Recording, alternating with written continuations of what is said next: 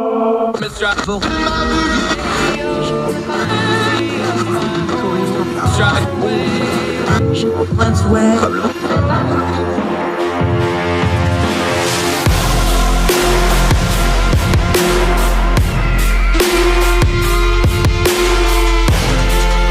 host, Andrew Donaldson.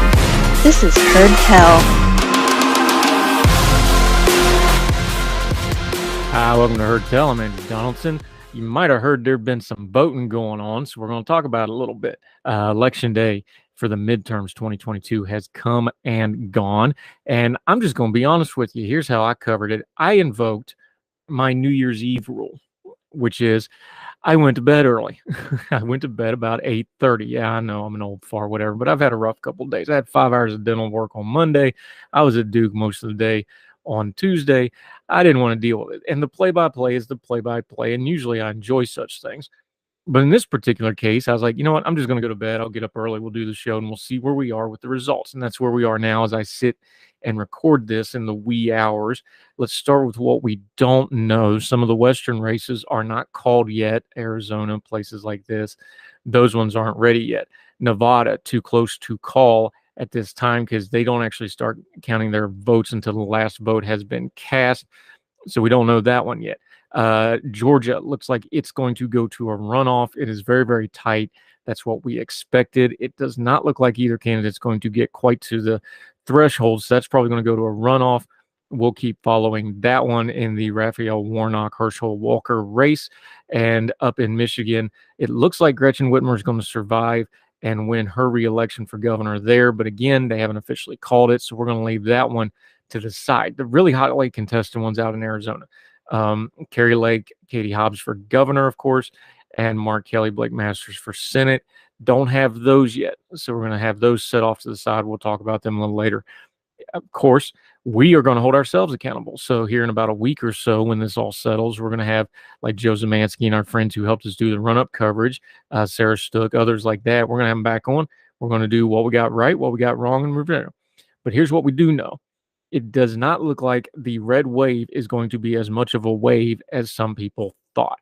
There's a couple of seats that we know for sure are settled now. Fetterman in Pennsylvania has won. I expect there to be some legal challenges and stuff, but it sure looks like John Fetterman has won that seat. That's a flip. He will be the senator from Pennsylvania. In New Hampshire, Hassan has won, keeping that seat. So that is a positive for the Democrats. So the margin for the Senate is getting really, really thin for a Republican takeover. Now, I thought it would be a +1 with a runoff. We're still looking like that may happen. J.D. Vance has won. There's a few others like this. McMullen out in Utah, interesting race with Mike Lee. This was something that I covered in the commentariat a lot more than on the ground because nobody really thought McMullen was going to win, but he had this weird quasi-alliance with some folks who were very anti-Trump, some folks that were very anti-MAGA, which is all fine and well. But the idea that Mike Lee was going to lose that race to Evan McMullen was ridiculous. He didn't have a chance, and that has proven out. Let's go down to Florida. Big ticket item because of what we might start talking about here immediately, which is the 2024 presidential race. Ron DeSantis. This was not as soon as the polls closed, but by 8 o'clock they had called this race. It was not close. Charlie Crist has now had the distinction of losing statewide office as a Republican, as an independent, and as a Democrat. So forevermore, let's call anybody that pulls that feat off the Christfecta, and if you're able to do that. So Charlie Crist goes down to defeat. Also, Marco Rubio easily won his reelection. Down in Texas, Beto O'Rourke, tons of money, tons of press, same old result, got waxed by Greg Abbott in that race there.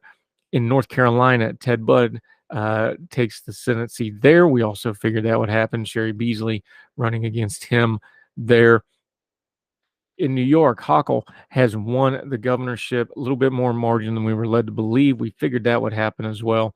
And again, these Western races are not done yet. Oregon is going to be a very interesting place that we need to keep an eye on. Those races, too close to call as of right now. Overall, though, what should we talk about? And we're going to get into the hard numbers when we have them because you won't have the hard numbers for a day or two. This is just kind of the sketchy outline.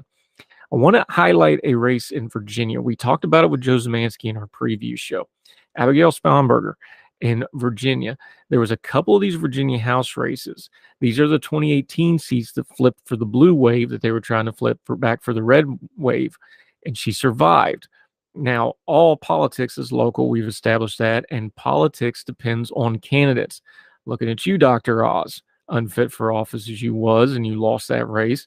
The governorship of Pennsylvania, which could have been competitive if you hadn't nominated, looking at you, GOP, a total wackadoo, unfit for office, bigoted, crazy person, and Josh Shapiro easily won that race. Local matters. Candidates matter. Abigail Spanberger, who's about as close to a centrist as you can get in the Democratic Party in the modern day, survived her race. There's going to be a few others of these scattered around the country, and that's part of what's going to blunt down what should have been probably a much better election year for Republicans than what it's turning out to be. There's going to be a lot of ink spilled and characters sent out and a lot of bloviating online about why this happened, how it happened, and what does it all mean. Well, for the next election, it doesn't mean a whole lot because the next election is going to be very, very different. You're going to have a GOP-controlled House with a very thin margin. And anything under 20, 30 seats is thin because you have bleed off on these votes. Kevin McCarthy is going to be presumably the Speaker of the House, and people don't trust him in his own party. He doesn't have respect. He's got a raucous caucus, to use a play on words, that's going to be hard to handle. And Joe Biden as president and the Democrats are going to get a run against that chaos and confusion. Also, there's plenty of reporting out there that Donald Trump is going to declare his candidacy for 2024 sometime in the next week or so. So the next race is going to be very different from this race. But what you should take away from this race, when you turn down all the caterwauling, and you turn down all the noise, and you turn down everything that happened individually, and there's a lot going on out west that we don't know yet, and we don't know the makeup in the House and the Senate just yet. You can take this away. The candidate you run is the most important part of the election. Then it's the environment that they run in and having a message that fits it. And then it's not forgetting that politics is still local, even on a statewide race for like a Senate seat or for like a governorship or an attorney general in a state. You have to know the people you're representing. The same candidate in Georgia doesn't work in Pennsylvania, doesn't work in Nevada, doesn't work in Colorado, doesn't work in Michigan, doesn't work in Texas. You have to tailor your messaging. National politics is where all the money is. But if you can't take that national and dial it down for your local and state races, you're not going to win. A lot of lessons to learn from this. And we're not going to try to do them all right here, right now. We're going to take our time. We're going to parse them out. We're going to get to the information that matters. We're going to go through the hard data once we have those numbers in a couple days. And it looks like we're probably going to have a couple of runoffs to deal with in the near future. A lot of people are going to take this, slam it in the narratives, and immediately move on to 2024 and the next cycle. That's understandable. We understand that the beast and the machine keeps moving, and we got to move along with it. Don't forget to take a minute, once all this dies down in a day or two, to really dig back in and review what you thought going into it, review what you thought as it happened, and then we can have proper perspective on midterm 2022.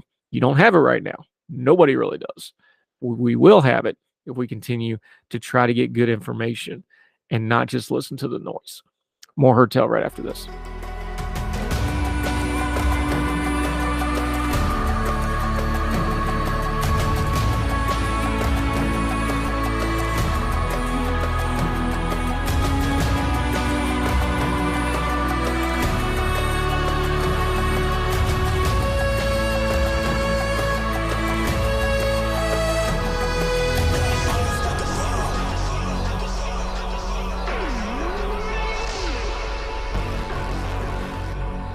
Welcome back to Hertel. Now, before I did writing and everything else, I actually made my living in transportation and logistics for the better part of 15 years until health things made God decide that I should be a writer and media folk instead. Anyway, I've done transportation most of my life. I love the career field. I love how it works because it's not the sexy stuff until something goes wrong and then all of a sudden people pay attention to. We learned that during COVID, learned that during the port backup, learned that during different economic crises. There's a bubbling story that very few people are paying attention to. And I've been doing some media hits on it on Fox and some radio tours and things like that. But I still don't see it getting covered a lot. there's a potential for a freight railroad workers strike. Now, you remember back in September, President Biden touted that they had an agreement in place between the union heads and the railroad companies, and that they had averted a strike. Now, that was true, but that was only part of the truth. Here's the deal. Labor Secretary Marty Walsh didn't sit down. They did about a 22-hour negotiation, and they got an agreement. Here's the problem. That was step one of a two-step process. Those union leaders of 12 different unions, mind you, because this is very complicated, all 12 unions have to vote on and ratify what was agreed upon. And that process was going to take a while. And there's rules dictating union votes. And there's rules for things like cooling off periods when it comes to labor strike. Remember also, this has been going on for over 3 years now. The key sticking points, there is some pay raises in here, there's benefits in here, but the main thing is sick time. Most of these railroad workers don't get any at all. Sick time is very different from paid time off. Paid time off is at the discretion of the company. They can say, hey, the needs of the company, you can't have this time off. Sick time, you get it off because the doctor says so. You see the difference? So that's what they're fussing over, the main thing. By the way, I think the railroad workers have a point here. They should be getting this. Anywho, long story short, President Biden came out and made the announcement. Why did that happen in September? Because two reasons. One is most of the freight that ships for Christmas, which is a high-profile economic time of the year, that's all already in transit right now because it'll start going on sale now that we're past Halloween. You've already seen all the Christmas stuff. They didn't want that getting interrupted back in September for October, November, running up into Christmas. Number two, because of those union rules we talked about, that pushed those union elections past the election date. In fact, SAFE for TD, the largest of these unions, isn't even going to vote on this thing until the 17th after the election. Now, two of the unions have already rejected this, so they're going to have to go back to the table. Remember, only one of the 12's got to reject it because the other 11 aren't going to cross the picket line. And that agreement in September was 4 of these unions that were being cantankerous about it. So what happens now? Nobody's quite sure because there's a lot of moving parts here. Nobody really wants a strike. That would be bad for everybody. In fact, the Safer Union came out and said their strike fund only has about 4 days worth of funding for everybody. So they don't want to go on strike either, but nobody seems to really have a good idea how to solve this thing. Now, normally, the tiebreaker on things like this, Congress can legislatively order binding arbitration. The problem, we got a cantankerous Congress that is deeply divided, and right after an election may not be in a mood to get involved in something like this. And even if they did, you'd still have to line up the votes for it. Is a lame duck Congress going to tackle this? They might, but we'll have to wait and see. On top of all that, the first day that these unions can legally strike, which would be a 35-day shutdown, December 22nd, 3 days before Christmas. I don't think anybody wants that. The ramifications of even a 35-day shutdown would be months recovering from, and it would have ripple effects throughout the entire economy. So this story isn't getting covered a lot, but it's out there bubbling. It's not getting covered because the people involved are pushing it past the election. They don't want it talked about because they got their parade for step 1, knowing well and good step 2 was up in the air. Pay attention to this story. 30% of all the freight in America moves by rail, and that ripple effect goes to the ports, to trucking, to everything else. It's going to be a massive economic hit if this happens. It'll also shut down most passenger service because the freight companies own those tracks. Keep an eye on this story. Also, another story to keep an eye on, diesel fuel, for a couple of reasons. One is there's a shortage of it. Two is we've been emptying the strategic petroleum reserves by President Biden to try to keep prices down. 3, diesel and heating fuel oil get refined together, so the one affects the other. It's going to affect prices for heating fuel for the winter. 2 things to pay attention to going forward. More Hertel right after this.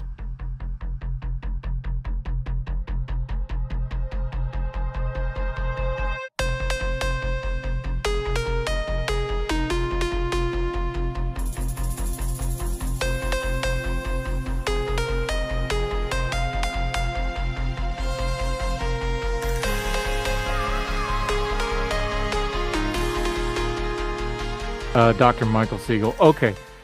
We have our friend Michael on all the time. His side hustle is pretty cool. He does all this stuff out in space. So we always like to talk a little science. And we haven't been able to talk science because we've been doing politics and other stuff. So let's talk a little space science, buddy. I just watched it again. Every time I watch it, I can't believe it's real, even though I know it's real. But I was watching The Falcon Heavy boosters return and self-land upright. Again, I don't know how many times. I think they said this is the 9th time they've done it, something like that.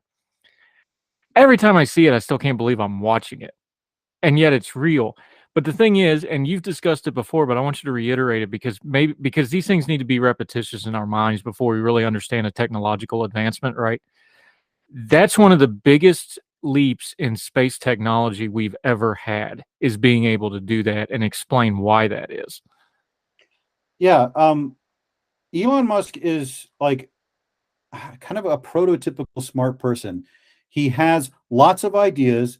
Most of them are bad, but occasionally he has one that is fantastic. And the fantastic idea he had here was that throwing the booster of a rocket into the ocean is like throwing away a 747 every time you fly. And if you could land those safely, you would save millions and tens of millions of dollars on spaceflight, make spaceflight way cheaper. And it turned out the technological challenges were significant, but not insurmountable. If you have someone who's determined and will throw as much money as he can at it, that was a problem that was solvable. And so, yeah, every time I watch these, I feel like I'm watching a science fiction movie. That this is not something that we're used to, rockets just sort of splashing into the ocean and capsules coming down, and having a rocket land on its tail automatically is just, it seems like we're watching a science fiction movie, not reality. Yeah, Dr. Michael Siegel joining us. I want to ask it this way because, I'm a history guy. I love my history. I think we get a little tunnel visioned on history. I think we still, in the collective American consciousness, think of the moonshot as cutting edge technology. And I don't think we've kind of crossed the barrier of understanding, like, the entire computing power of NASA at the time is probably about what your iPhone has now. Less, Like probably. the technology jump to what we're doing now. We still think of the moon, like when we say achievements of mankind, oh, moonshot. Like that's number one on just about everybody's list, right? Mm-hmm. Well, that was, half a century ago, and we've got so much more technology and so much more computing power. And the computing power is the really big deal here, because the R&D and the calculations, being able to do those things faster, that's the big change that I think that's kind of on us, though, and maybe NASA and SpaceX should educate the public more on this. The technology is so far beyond there, but we don't have the physical achievements optically to put with that advancement. Is that a fair way to put all this? I would say kinda. Many of the fundamental problems of space travel have not changed. If you're going to send something to the moon, you still need a big honking rocket. That's what the Artemis mission is about. Is that a scientific term, big honking Yes. rocket? How many honks was a Saturn V exactly? What is this, a unit of measurement or of space or time? Honks. But we still need, there are certain physics aspects of this that we need to put things into space. Now, being able to return stages, being able to use much smarter computers, that cuts the cost overall down. But we still need to make some more fundamental breakthroughs if we're actually going to send people into space on a regular basis.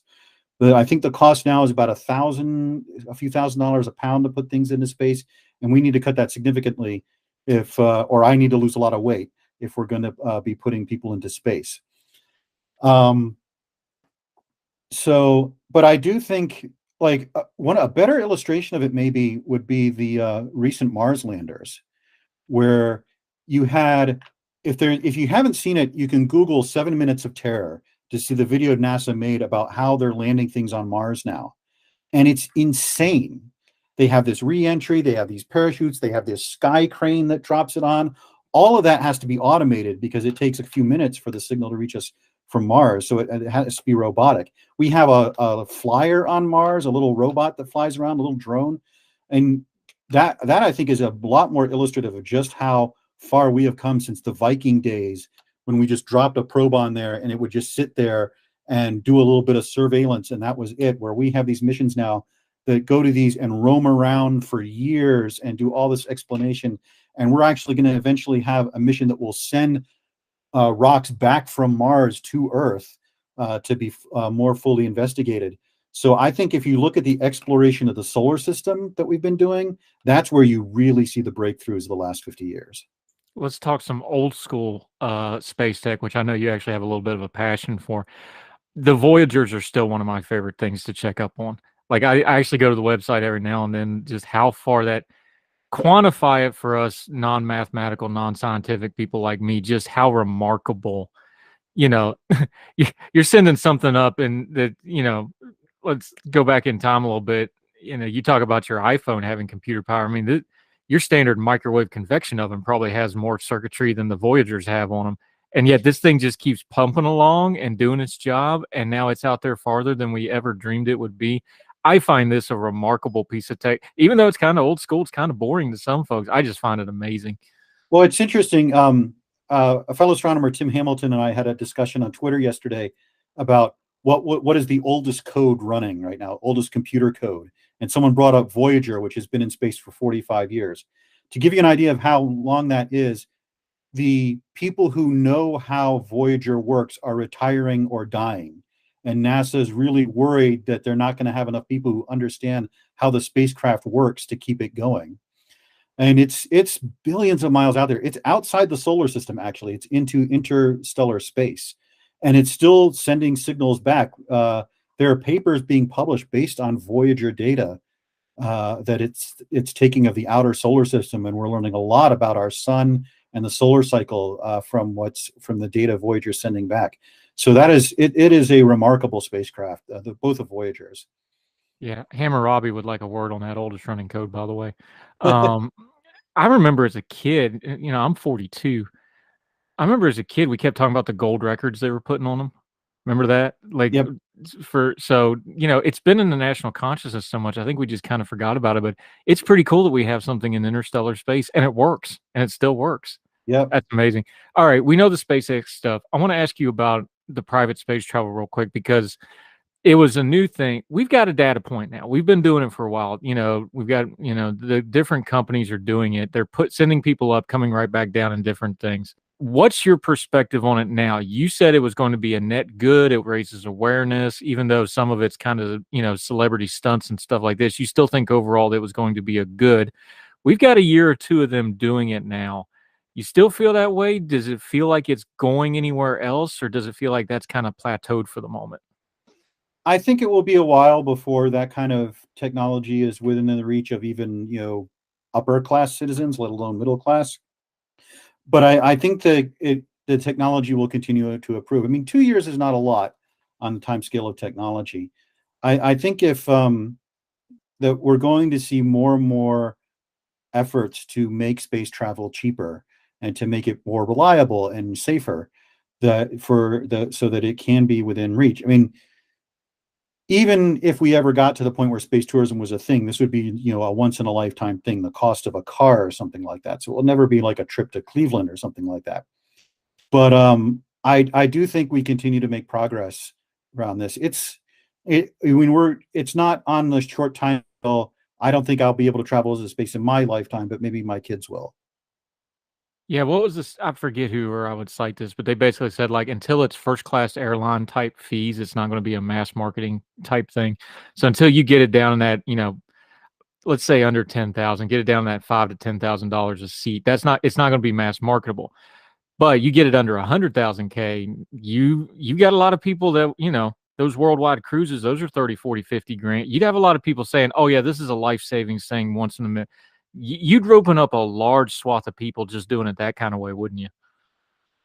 Yeah, I actually had a poll on my Twitter account once asking how much people would pay to go into space. And I think the general consensus was between $1,000 and $10,000 was where people were thinking. I don't think we'll get down to that range, but I do think we'll get down to what you said, like round the world cruises or something like that, where this could be a once in a lifetime thing for people. And I wouldn't want to see space become the exclusive purview of the super rich, but for a while, that's kind of what it's going to be. Well, I mean, that's how airline travel started. Yeah. And, so I think that's going to be somewhat the nature of the beast, which is why I defended the rich people, the Bransons of the world and the Bezos of the world. Like, no, you've got to let them break the ice, even though it's going to be a little exclusive because there's nobody else to do it. And we've talked about that before. Michael Siegel, give us something we don't know about. You always surprise me with stuff because you're smarter than me and I don't know this stuff is coming, but what should we be looking for? I know the Webb Space Telescope, the Pillars of Creation photo, I think actually got going viral because it was just such an amazing image. stuff like that. What should we be watching for in the next couple months as far as space goes? I think the big things, Webb is going to be sort of dominating the news. That some of the big results on the first stars and the first galaxies and star formation are just going to start coming out. Right now, they're sort of putting out the pretty pictures of stuff we know is interesting, but they were oversubscribed by a giant factor for their first year of operations. And so there's a lot of people gathering data now for big programs that are going to start coming out.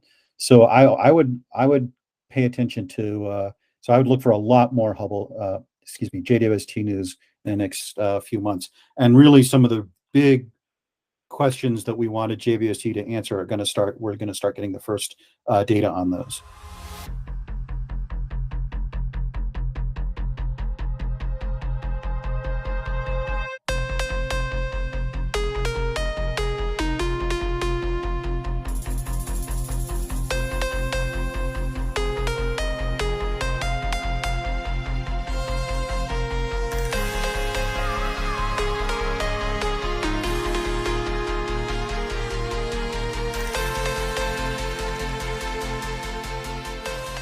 Sadder topic. We talked about the observatory down in Puerto Rico. You wrote about it. Our friend Dennis Saunders wrote about it because he's actually from there, been there a couple of times. Doesn't look like it's going to be replaced and or rebuilt. How much of a loss is something like that? We understand time moves on and, things can't always stay the same, but, we've seen other facilities get up, Green Bank just got upgraded again in West Virginia. Looks like it's probably going to be there for a long, long time to come. When you lose a piece like that, and you know it personally because you've ran studies down there, you've been there, what does that do when you lose a scientific tool like that? Is there something that's just next man up and you put something else in, or is it a loss and you got to kind of adjust it? It's just a loss. There is never a shortage of projects to do on telescopes. We have, I do a lot of work on small telescopes, 36-inch, 40-inch telescopes, where we're still finding them useful. They're still being used all the time. And so even though Arecibo was an older facility, although its instrumentation had been upgraded, that's a capability that we can't replace. And so on the one hand, I understand why they're making the decision they're doing. On the other hand, I also think it's an unfortunate decision, especially because of the experts and personnel we have down there in Puerto Rico and what it means to the island to have that facility there.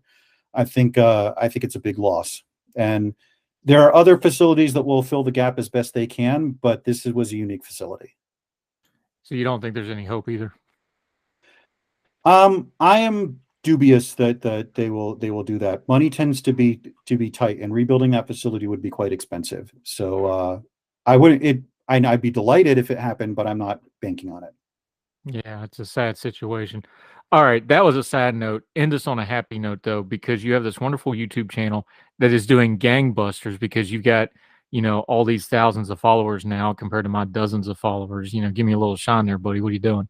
But I love the YouTube channel. It's really taken off. That's why I want to ask you, though, is like, obviously, because you are, an astrophysicist, you've got the credentials, you've actually flown spacecraft. So you've got some street cred when you go to talk about these things. It's got to lighten your heart, though, that even though it's goofy and you're talking about sci-fi stuff and not hard science, that's still entry-level science. I remember James Duhan, who played Scotty, talks about how many engineering students over the years would come up to him and tell him, like, oh, I went into engineering because of you. And he's like, man, I'm a retired sergeant. I don't know anything about engineering, but, wounded at D-Day, by the way, for folks that don't know. You need to go read Jimmy Duhan's story. It's amazing. He was actually missing fingers on his hand from D-Day. That's got to lighten your heart, though, that people, even though it's entry-level science through sci-fi, that's still got to make you feel good, right? Yeah, the response, I mean, we're still a pretty small channel, about 4,000 subscribers. So just enough to humble brag alert. Just enough to make me nervous that I'm going to mess something up, but not enough to make me famous. But it is heartening that I get a lot of really positive comments from people saying they really like the way I explain these ideas and they find it interesting. And my last one was on multiverses, and so I got deep into like quantum mechanics and stuff like that. But people seem to like it. So it's gratifying to know. And for me, I started the channel because it's the kind of channel I like to see. I like to see people who are knowledgeable about something, sharing their enthusiasm about a subject, like whether it's music or movies or military strategy or history or whatever it is. And so for me, it was kind of just mostly an outlet to share my enthusiasm about science and science fiction. And seeing that has resonated with some people is very gratifying. Yeah, it's a great channel. Make sure you check it out. We will link to it. Dr. Michael Siegel. Okay, completely different topic for a minute. I want to get your thoughts on a couple things real quick. Scientific, okay, because you're a science guy, right? I hate to do this to you, but I'm going to do it anyway. Which was the worst and the most harmful to science? Was it to believe the science, or was it the scientists themselves and their conduct? I think it was the believe the science. I think I think a lot of scientists were trying to be clear on what we didn't know and the limitations of what we know. And there were a few, like I've talked previously about a few scientists who went on Twitter a year into the pandemic and said, "Okay, here's the things I got wrong." I think that once this got fed into the media machine, and especially once you had some scientists cross over into that media machine, it doesn't deal. The media machine and the political machine don't deal well with uncertainty. They don't deal well with this is the best information we have. They want certainty. They want absolutes, and they want to say this is absolutely what we. And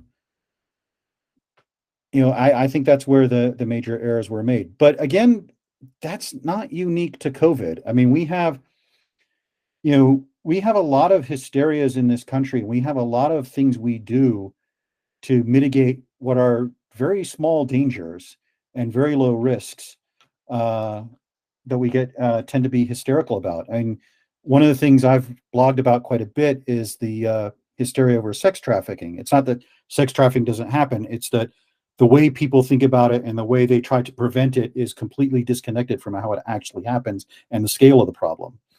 And so, again, this is more of a dysfunction of our system that was exposed. And COVID-19, again, as I said earlier, was the biggest crisis since World War II. Crises have a tendency to bring things into focus.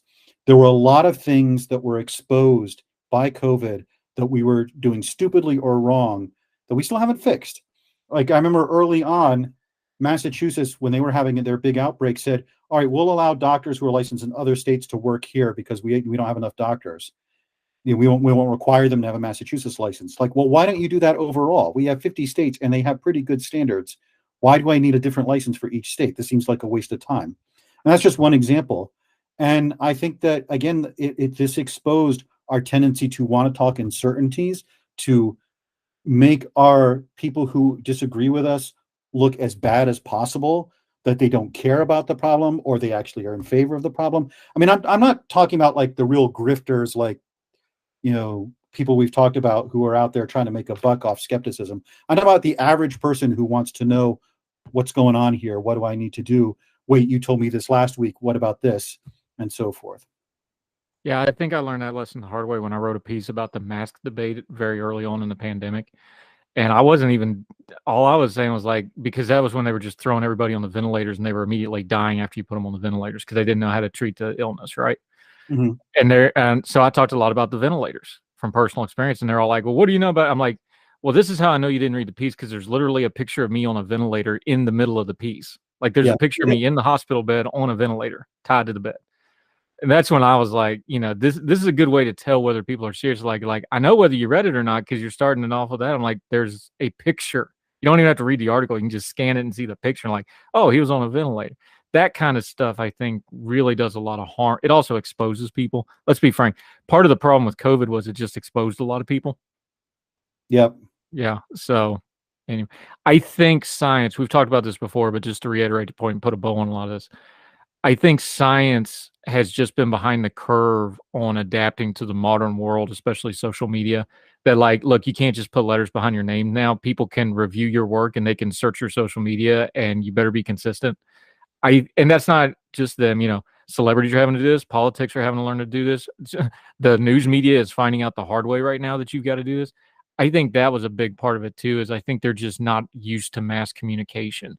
and they're having to adapt to it. And it was probably a painful lesson, but I think it was probably a necessary lesson in some ways.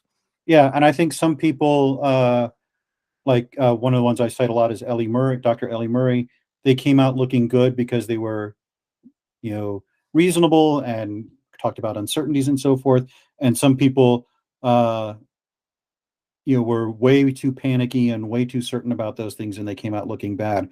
And I think that the scientific community will have to take some time to look back and say, okay, this is not the last pandemic we're going to have. This is not the last time people are going to have to listen to us on a critical scientific issue. How can we communicate better with stating this is what we know, but also conveying this is the best information we have? And as with all science, it is subject to change. We should act on this, but we should be aware that more information is going to come in. Yeah. Dr. Michael Siegel, the most appearances on this program ever. We're going to keep that going as long as we can because he's really, really sharp, and he's becoming a multimedia, multi-platform superstar with his YouTube channel. Also writes at Ordinary Time. Let folks know what you got going on, where they can follow you, all the different things you've got going on. Your latest that we talked about a little bit earlier, the throughput, that is up at ordinary-times.com as it is every Thursday. The YouTube channel, your Twitter. Also wrote a good little book, by the way. You got to go pick it up. Let everybody know what you got going on there, sir. Sure. And Ordinary Times is a good gateway to everything I do. All my videos I post there so that people can find them.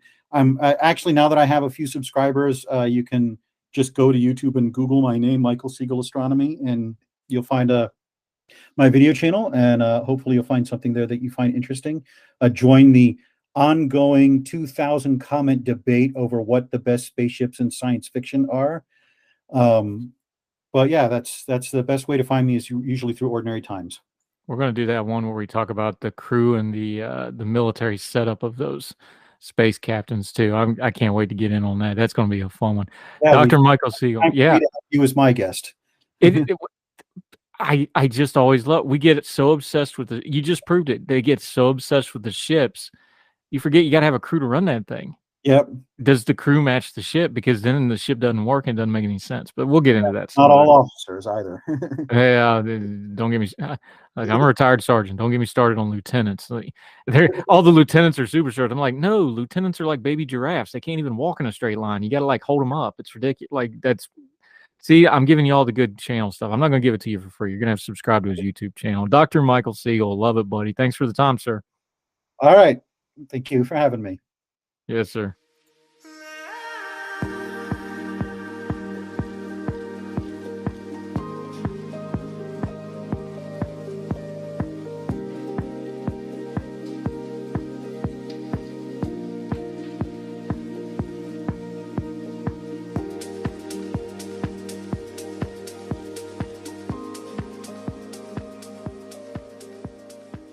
Welcome back to Heard Tell. Let's talk about money and politics real quick because it is an election season. No, I'm not talking about donor money, although that's part of it. Do you realize the last midterm election, I went back and looked, 2018. Do you know how much money was spent on that election? $5.7 billion.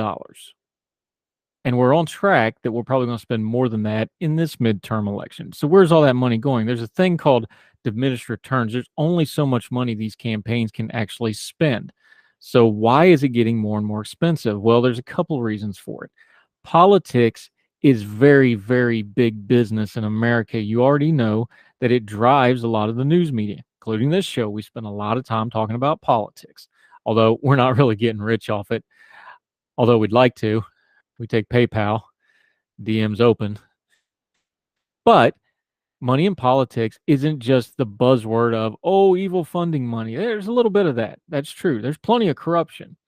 But mostly there is now a power structure in place in America where politics is just really big business.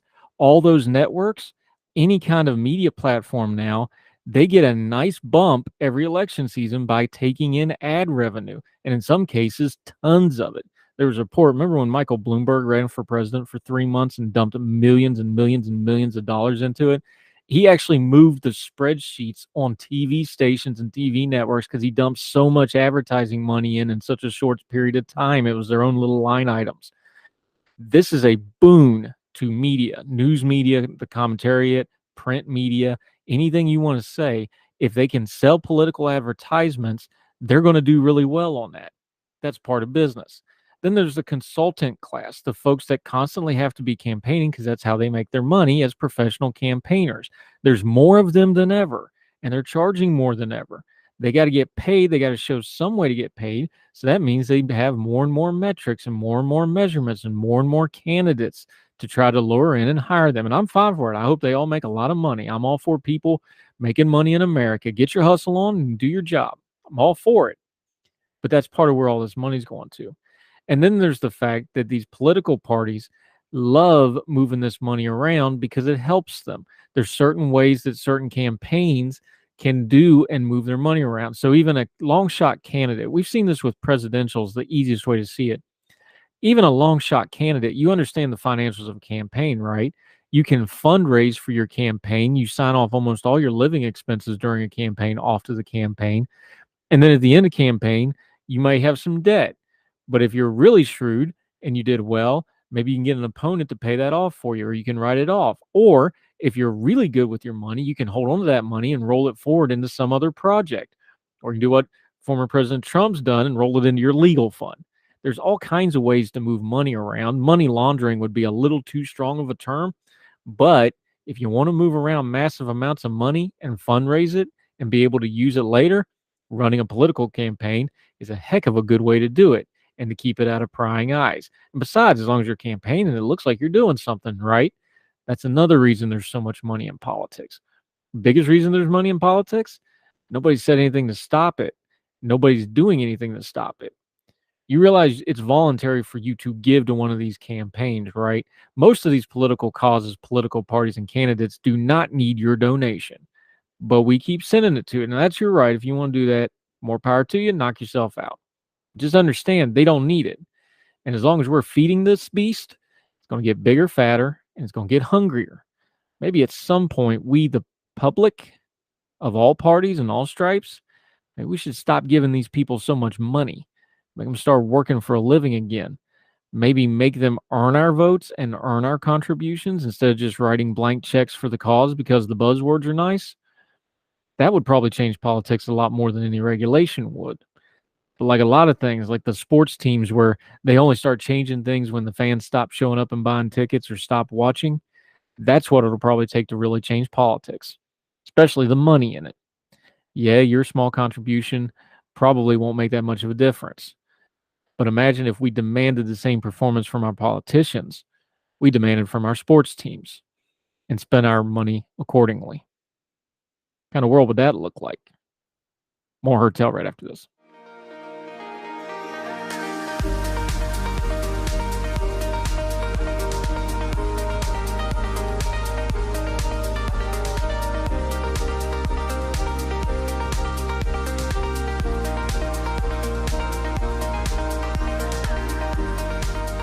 Back to Hertel. Okay, I admit it. I get way too cynical about politics and, well, just about everything else in this stage of life. It's part of my journey to trying to get to curmudgeonhood as quickly as I possibly can without losing all of my integrity. But what about these first-time voters? We talked a lot about the issues and the politicians and the people who've been doing this for a while. Let's go out to Cupertino, California. This is the Monte Vista High School paper, the LS Stoic.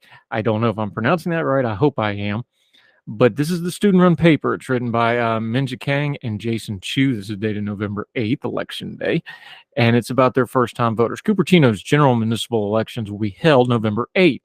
For the election, midterm elections will also take place on the same day for the election of senators, representatives for Congress. I love how they started with the local and then the national. This is cool. The midterms will also provide voters the opportunity to vote on state provisions. And remember, these are students writing about students here.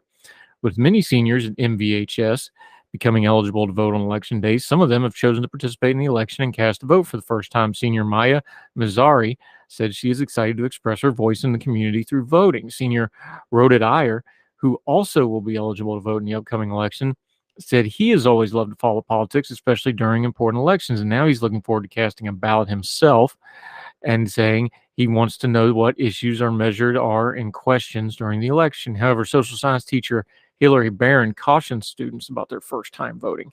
Having voted in both local and national level elections, she explains that one of the challenges first-time voters such as Mazzara and Iyer might face is difficulty understanding the information presented on the ballot. There's a lot on the ballot. She said there's a quote, beyond the candidates we're familiar with. While a student might have opinions on some of the ballot items, other items are more obscure, hard to make decisions. Like we are voting for the Supreme Court California justices, and students might not have ever even heard of their names before. Barron encourages students to do research before voting in order to make sure they make educated decisions. Lord, ain't that a good idea? Advising them to use critical thinking skills and question the legitimacy of information shared through social media. She emphasizes that students must inform themselves through credible sources such as local news outlets or community or town hall discussions. While Mazzari is excited to cast her first vote, she agrees with Barron that she will have to do, quote, do more research and think deeply. God, I like this kid.